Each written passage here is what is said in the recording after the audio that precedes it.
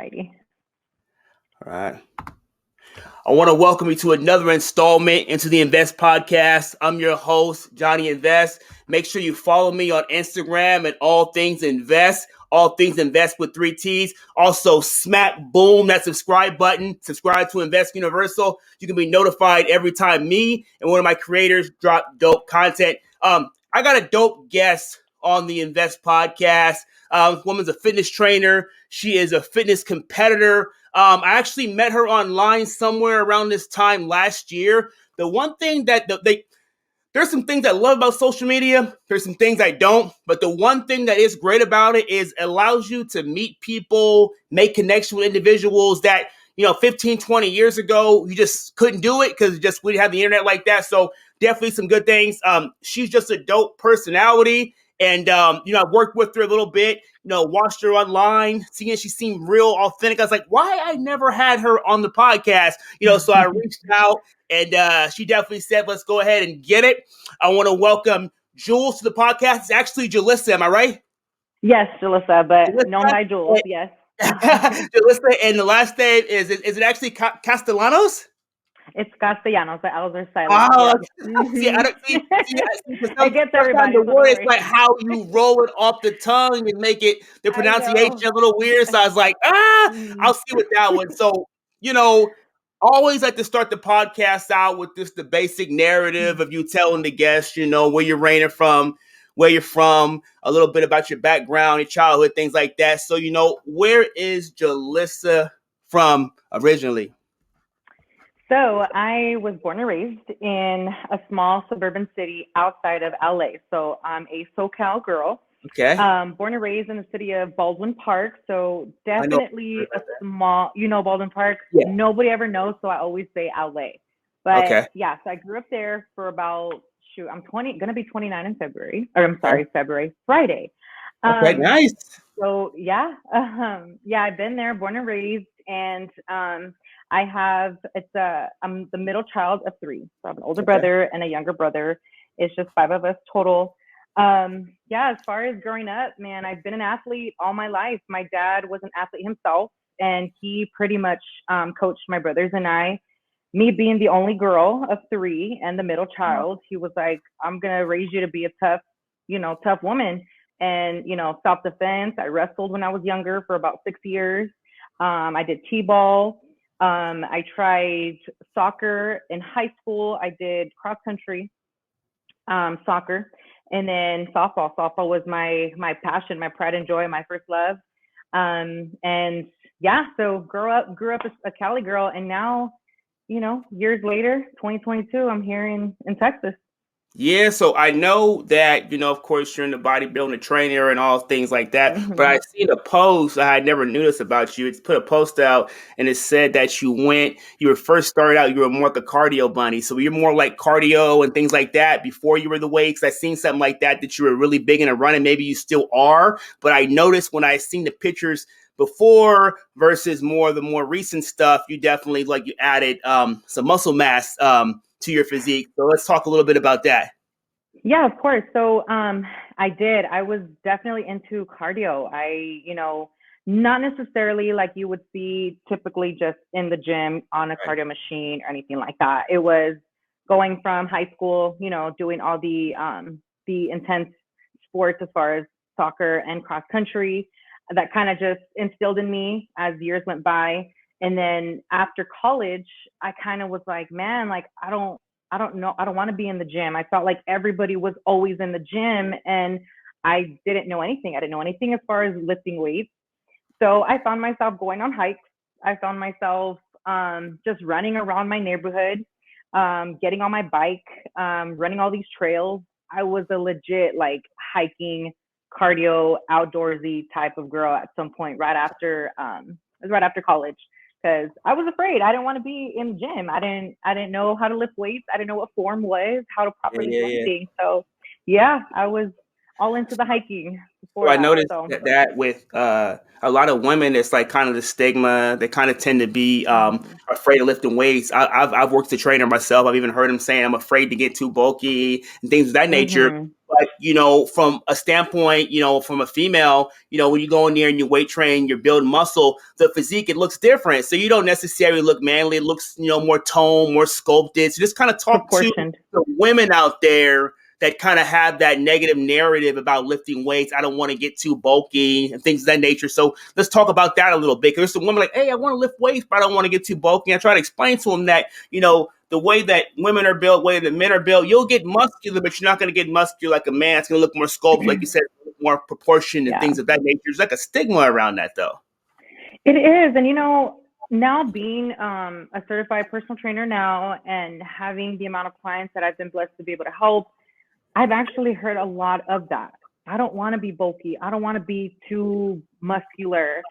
And, coming from a bodybuilder competitor myself, I never took things like that personal. I just took it as in like, okay, this is a stigma that needs to be broken, because you're not going to look. It's already a picture, a thing where people already imagine themselves. If I'm going to lift weights, I'm going to look manly. And that's not the case. The case is you're going to, build that muscle, of course. It's just learning throughout the process of, going from not knowing how to lift weights to properly seeing the physical difference in your body. But yes, that stigma has it's even to this day, I get people that, inquire about personal training, or I don't want to get too big, I don't want to get too bulky. And they compliment my body, my physique. And it's like, I appreciate it. Thank you. But yeah, it's something that I feel, a lot of women are so scared to get to when it comes to, reaching their goals, or in the gym, knowing how to lift weights, or when they become, familiar. But yeah, I believe like with anything, it's just getting that knowledge, getting educated on it. So I want to ask you something. So everyone that lifts weights and bodybuilds is not meant to be like a fitness trainer, a coach, and things like that. I try to tell people it's a difference. You can have a great body, you can have a great physique, and there's a gazillion people. I'll go be a trainer. I believe you have to actually really want to care and help people. You really have to have that to really go far in this business. Am I right? What really made you decide all the things you could have did? Like, yeah, you love fitness, but what made you want to go down that path to really help individuals to really change their lives? Because you're making an impact, but what made you want to make this type of an impact? Man, it's going to get deep, because it all started with things that I have gone through in my life. So back in 2019, I actually went to a correctional academy for the correctional department for 4 months. Okay. I was a correctional officer for about a year. Hated. Great experience, by all means, great experience, but it was not my niche. It was not the career that I chose. I tried it, didn't like it.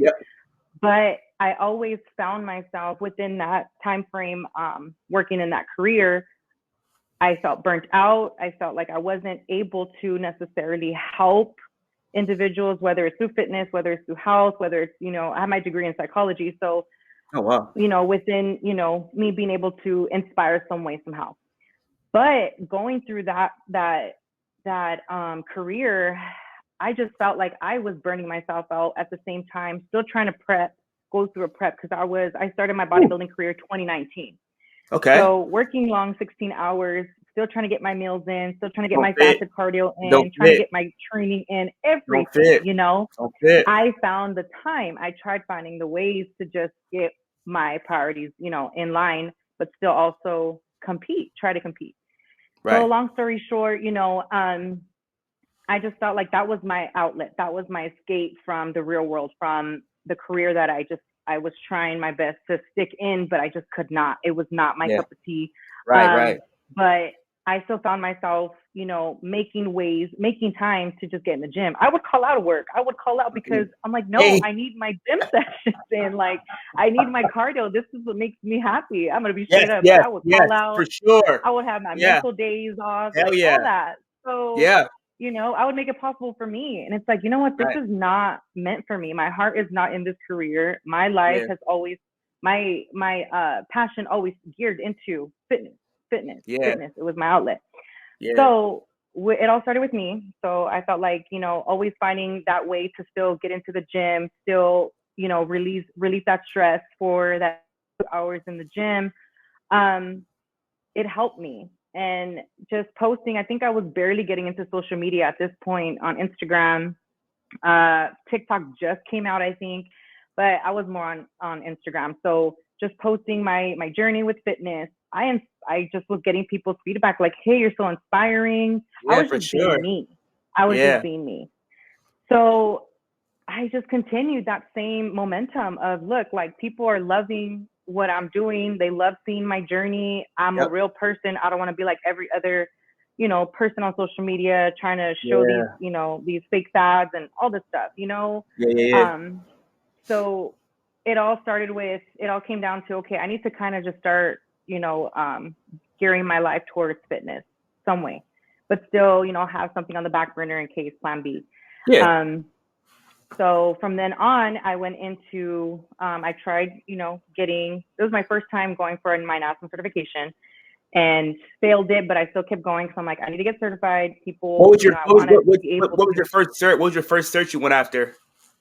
It was ACE. My first one was ACE. Yeah, American Council on Exercise. That's actually a hard one. I've held an ACE. It was And so hard. I'll be honest with you, I felt my ACE the first time, and I was like, shit, I was pissed. So yeah. Yeah, it was tough, man. It was tough. And me being an exam, I do not do tests. Like, I do not do tests. So it was rough. But, did not give up, and I finally got certified. And, from then on, I'm like, okay, having a coach my bodybuilding coach, at the time, he kind of just, coached me through, mentored me, and was like, okay, well, eventually, if this is what you want to do, train clients, or build your business, this point, A, B, and C needs to be done.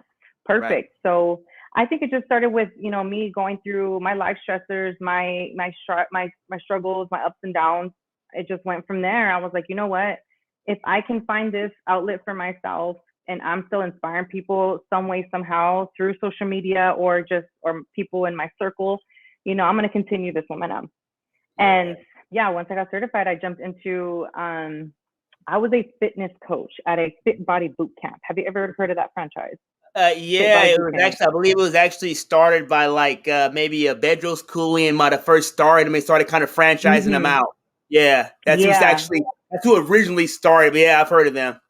Yeah, so I was a fitness coach at one of the Fit Body Boot Camps in Torrance. I'm not sure if you're familiar with that city. Torrance too. Yeah. Yeah, so I did that for a few months, and within my years of, bodybuilding, I'm like, you know what? I just knew my worth. I knew too much, still learning to this day. But I'm like, I can't just be coaching here, making minimum wage, knowing too much. Yeah. Still helping people here in this boot camp, but I was like, I need to stop working for people and work for myself. Right. And then from then on, last year, I started in July. I started my own business. I'm like, you know what? I'm gonna take this entrepreneurship and run with it. So I love it. Yeah, and I've been able to come across a lot of people. I love it. So what you betting on you, and me doing the same. I love people to do that. Just talk to me about how it feels to be in your purpose, because you quit a career that was probably decent, but you didn't like it, and you chased something that you truly believed in. So let's talk really quickly on that about, believing in something, chasing, of course, having a backup plan just in case. But let's talk about the importance of really chasing true happiness. Because even myself, I've done things in my life where, like, okay, I'm earning, I'm making pretty decent money, but I'm just really fucking unhappy. Yeah, no, I've been there. Doing, I'm going home like, God, I really don't want to fucking do this. But I'm like, it's a check, the money's decent, but I don't want to fucking do this, So me betting on myself is starting to pay off for me. Let's just talk about that. The importance of just fucking betting on you. Yeah, I honestly, straightforward, point blank period. I bet on myself because I was very unhappy at that job. I knew I was making $5K, $6K a month, but was I truly happy? Was it worth my mental health? Was it worth my physical health, for that matter? Because I was in a facility, in a lockdown facility. Like, this is not me. And I was leaving unhappy. I was waking up like dreading dragging my feet, putting on Yeah. my protective vest and all. Right. This is not for me. Like the Not money even is the not going to money. make Yeah, me for happy. sure. No, yeah. So honestly, straight up, I quit. I quit. I was like, this is not meant for me. And although I'm going to be completely transparent, I didn't make that decision carefully. I made Right. it based off of what I was feeling mentally and Yeah. physically. I knew I still had a savings to kind of just keep me, afloat until I Right. found the next best thing. But I just knew, I was like, you know what, this is not for me. I'm quitting. So I honestly just, boom, sorry, I'm out, guys. I can't do this anymore. And I honestly did bet on myself. I'm like, I know my worth. I Right. believe in my capabilities and my knowledge to be able to help people the way I love to do it, not under the supervision or the management of somebody else, you know? Yeah. So, Yeah, for sure. Most definitely you're able to do that. And I think that, somebody will listen to this show, they'll watch this show, they'll be inspired by your story, and they're gonna find courage for that. Because a lot of times, Jules, there's people out there, they want to do things, but the fear, it just really holds them back because the fear of just the pure uncertainty. But people ask me, you and your brand, you're starting to have success in your brand. I'm like, hey, I believed in myself. I bet on myself. I said, fuck it, we're gonna bet. We're gonna have a backup plan, just in case. But I'm betting on this. I believe in this. There's one life. Ain't none of us getting out of here alive. So yeah, just, you know what I mean? Like, just go ahead and go for it. So absolutely. for sure, it's gonna be over soon, and you'll sit back, being an old man, an old woman, wondering, what if? Like, Yeah. why not? The ones that really Yeah. make it and they tend to, I feel, live the life fulfilled are the ones they chase their goals, their dreams. They went for them. Even if for some reason that doesn't work, you can look at it and say, shit, I went for that versus sitting on the Mhm. fence and saying, I wish I went for that. So let me ask you really quickly. We talked before. I know you had recently made I feel, a big move from the hustle and the bustle of Mhm. Southern California to relocating out there to Texas, I believe somewhere near the Dallas area about a month ago. That's a huge move. How's that working for Mhm. you? How you liking it? About a month in? Yeah. Great. So far, I'm loving it. I'm loving it. So I'm actually training. I have my business. I took my business into a private facility, a self-made training facility in Dallas, which is also a huge franchise in all over the United States. Matter of So have fact, you heard of it? if it's self-made, Yeah. self-paid, if it's the same one, same color, I believe they have one in my city in Sacramento out there in the Elk Grove Oh, area, nice. I believe. So, yeah, self-made, self-paid. Yep. Okay, yeah. So I'm at the self-made training facility in Dallas, private franchise, amazing trainers I've met, since I've been here. The manager himself actually moved from Temecula. He moved in, I believe, August to take over the management there at the gym. And he's Wow. actually a part of the reason why I made the move. Well, it gave me more of the extra push to make the move here because I met him at an entrepreneurship seminar in June Okay. in Temecula. So when he mentioned Dallas, I already knew in the back of my mind, I'm like, eventually Dallas, eventually Texas, I'm going to make the move. But when he said so, knowing the type of individual that he is, that he loves to push people to their absolute best to be Yeah. successful under his wing, I'm like, Right. I'm going to make this a little bit more of a priority now because he's a great mentor. So I'm there now. And like I said, met some amazing, knowledgeable, experienced trainers there. And in the small city of Plano. I live in Plano. So I think Okay. it's about 35-minute drive from downtown Dallas. And that's where the gym's at. So yeah, so far, man, let me tell you, it was something in the making for about 2.5 years. I had told Okay. myself out of state, be on my own again. Having moved out of my parents' home 3 or 4 times in different careers coming in between, Yeah. still blessed with their having had their support around that time, but I knew I needed to be on my own, be away. California, I didn't see myself there anymore. I was kind of already burnt out from LA and the fast paced life. Like Yeah. it wasn't for me no more. So I made it a point. January 2022, I said, I'm going to set 3 major goals for myself. One was to make more than 10K per month. One was, I forgot the second one, but the last one was to move to Texas, 2020, end of Yeah. 2022. I love it. Mark that one I off. love it. So and I'm here. For me, since I started my brand, I've gotten a lot of love, a lot of customers, just a lot of, all around support from individuals in Texas. And actually, beginning of January, we're actually looking to put Invest Apparel in a fitness facility out there in Lubbock, Texas. I'm actually going to be flying out there to actually premiere and kind of debut that out there. So super excited for that deal. Probably many more to come, but just to work in the grind and just being out there and betting on yourself. But it was just interesting that my first deal was actually out there in Texas. So it might be kind of telling me something. It might be a sign. Before I let you go, take it. Yeah, for sure. I was like Texas. I was like, okay, lovely. And my best friend had recently relocated out there. I just do a lot of work with people in Texas. I guess it's just that Lone Star love, a lot of love out there. I'm gonna ask you something. Yeah. I tell people this, since I started my business, my podcast, my brand, I really more than ever understood just the value of only really surrounding myself with people that were quality people.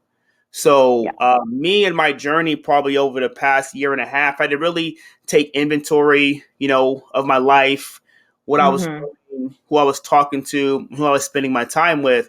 And for me, I don't know about you, maybe think the same. I got to a point to where the individual I was dealing with, either you were someone that was giving, not necessarily money, but giving. It could be something emotional, it could be support, it could be motivation, or you're someone who's taking versus a lot of negativity, a lot of, hate type stuff, things like that. So I had to really practice really just only quality people now in my life, especially now that I'm on this entrepreneurial journey. I also still work full time, but I just can't afford to be around people that just aren't good quality. What's your take on that? No, I absolutely hear you. And I agree 1000%. I feel like, and I actually just had a conversation with somebody a couple weeks ago about this. It's crazy. It's crazy that, as we grow older, we grow wiser and we become a lot more conscious of our circle, and who we trust, whom we know will either we can pour into their cup, but knowing that they can also add value into ours as well.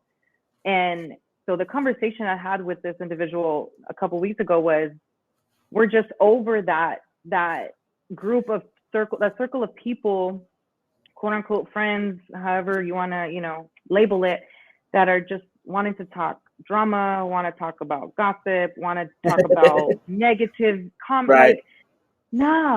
Let's talk business. Let's talk growth. Let's talk how are we going to better ourselves for our future? Because like you said a little while ago, this is one life that we have. How are we going to better it? Let's take away from all that negativity. Let's start bringing, our ideas together to help ourselves grow business, mental, physical, anything, and I've come across my fair share of naysayers and, those that just always have those, what do they call it?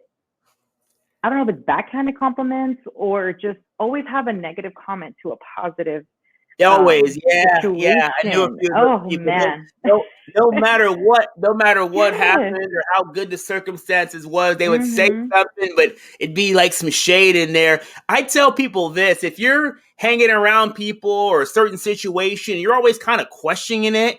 You're always kind of questioning, hey, is this person this or is that person that? I just got the phone. I felt that. I just had a conversation. I felt that. I'm gonna tell you something. It's that.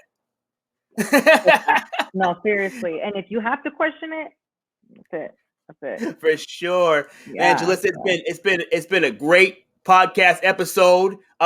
Before I get you off, also I was also going to ask you if somewhere down the line I would love you to guest host an episode possibly of the podcast. Whenever you had time, we'll work out the schedule. I think it would be dope. You can do it by yourself. You bring a guest on, you hop on, it would just be you would rock it. We put it out there. But before I let you go, shout out your Instagram, social media. People want to get in touch with you just to be inspired, just to be motivated by someone like you. Awesome. Yes. So first and foremost, I want to say thank you to you, Johnny. Thank you for having me. I appreciate it. Yes. Thank you so much for being so supportive with, everything that, I have to showcase on my social media. Yeah, you're always great. we're gonna grow. We're gonna grow. Keep going. So yes. So as far as my Instagram, you can follow me at Summer Jules. It's SUUMMERJULESS. So follow me on Instagram. You can find me there, and for all your fitness and just motivational content. Dope. You got Summer Jules on the Invest Podcast. Keep killing it. I'm gonna check in with you soon. Keep enjoying Texas. Thank Rock you. on. Be safe. All right. You too. Take care.